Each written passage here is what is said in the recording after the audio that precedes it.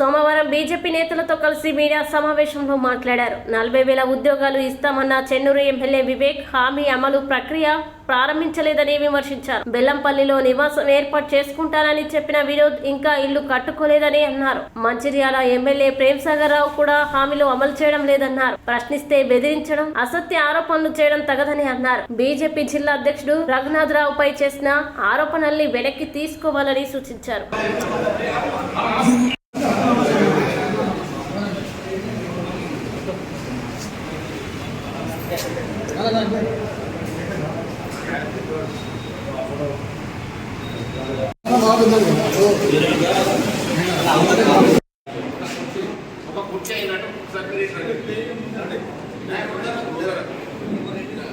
రెండు 2024 ఎన్నికల తర్వాత మంచిర్యాల జిల్లాలో గెలిచిన కాంగ్రెస్ ఎమ్మెల్యేలు కనీసం ప్రజలు కలుద్దామంటే కూడా అందుబాటులో లేని పరిస్థితి.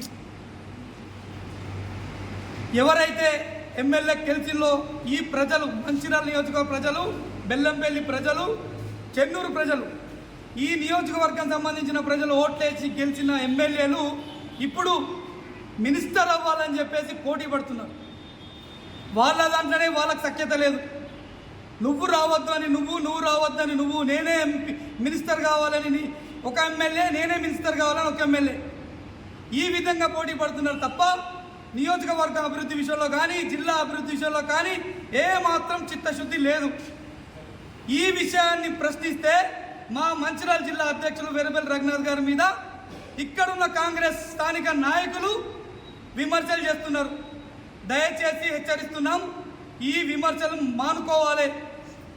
ప్రశ్నిస్తే దాడులు, అక్రమ కేసులు, చిన్న విషయానికి నాన్ బెయిల్ కేసులు పెట్టి జైలుకు పంపించాలని ప్రయత్నాలు. మరి మేము ఇదే ప్రశ్నిస్తున్నాం. మరి బెల్లంపల్లి ఎమ్మెల్యే ఇల్లు కట్టుకుంటాను, బెల్లంపల్లిలో ఉంటానని వినోద్ గారు హామీ ఇవ్వడం జరిగింది. ఇప్పటి వరకు బెల్లంపల్లిలో కనిపించింది లేదు, ప్రజలకు అందుబాటులో ఉన్నది లేదు. మరి చెన్నూరు ఎమ్మెల్యే వివేక్ వెంకటస్వామి 40,000 ఉద్యోగాలు ఇస్తాను హామీ ఇచ్చిండు. అంటే ఇంటికో ఉద్యోగం సుమారు. మరి కనీసం దానికి సంబంధించి ఎలా ఇస్తాడు, ఎప్పుడు ఇస్తాడు, దాని మీద వివరణ లేదు, స్పందన లేదు.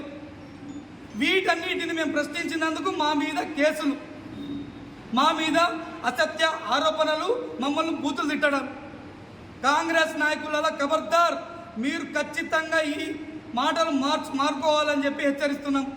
మా పార్టీ మాకు మంచితనం నేర్పింది కావుననే మిమ్మల్ని మేము వ్యక్తిగతంగా విమర్శిస్తలేము. మేము విమర్శించాలనుకుంటే మీ దగ్గర భూదందాలు కానీ, వివిధ సంబంధించిన ఇసుక దందాలు కానీ అన్నిటి విషయాల మా దగ్గర చిట్టా ఉంది. రానున్న రోజుల్లో అవి కూడా క్లుప్తంగా వివరించడం జరుగుతుంది.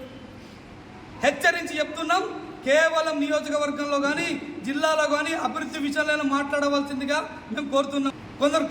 కొందరు కాంగ్రెస్ నాయకులు మాట్లాడుతూ జ్యోతిబా ఫులే కాలేజ్ గురించి, ఇది అడ్మిషన్స్ లేక నిర్మల్లోకి వెళ్ళింది, ఇది తిరిగి మళ్ళీ మంచిర్యాలకి నెక్స్ట్ అకాడమీకి వస్తుందని చెప్పి అంటున్నాం.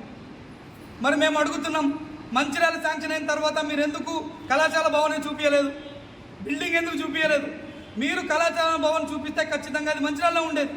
అంటే ఈసారి అడ్మిషన్ అవ్వట్లేదు అని చెప్పేసి నిర్మల్కి, మరి వచ్చే సంవత్సరం కూడా అడ్మిషన్ కాకపోతే మళ్ళీ ఎక్కడికి? దయచేసి చిత్తశుద్ధితో మాట్లాడవలసిందిగా కోరుతున్నాం. ఇంకొక నాయకురాలు మాట్లాడతారు, కాంగ్రెస్ నాయకులు. ప్రేమ్ సాగర్ రావు గారి సేవలట ఉమ్మడి ఆదిలాబాద్ జిల్లాకు ఉన్నాయంట. మరి మంచిర్యాల జిల్లా నియోజకవర్గాల ఓట్లేసి ఎందుకు గెలిపించినట్టు? మరి మంచిర్యాల నియోజకవర్గ ప్రజల గురించి ఏం ఆలోచిస్తున్నట్టు? సమాధానం చెప్పి తీరాలి. ప్రతిపక్షంలో ఉన్న పార్టీలు ఖచ్చితంగా ప్రశ్నిస్తాయి. ప్రశ్నించినప్పుడు సమాధానం చెప్పాలి. అభివృద్ధి లక్ష్యంగా పనిచేయాలి. అందుకే మిమ్మల్ని ప్రజలు గెలిపించాలని ఈ సందర్భంగా మళ్ళీ ఒక్కసారి 3 ఎమ్మెల్యేలకు గుర్తు చేస్తున్నాం. ఏదైతే మా జిల్లా అధ్యక్షుడు వెరబెల్లి రఘునాథ్ గారి మీద చేసిన ఆరోపణలు వెనుకకి తీసుకోవాల్సిందిగా కూడా డిమాండ్ చేస్తున్నాం. మీరు చేయాలనుకుంటే అభివృద్ధి చేయండి, లేదా మేము అడిగిన ప్రశ్నలకి సమాధానం చెప్పండి. అంతే తప్ప వ్యక్తిగతమైన దూషణలు, వాడెవడు వీడెవడని మాట్లాడితే కనుక సహించం.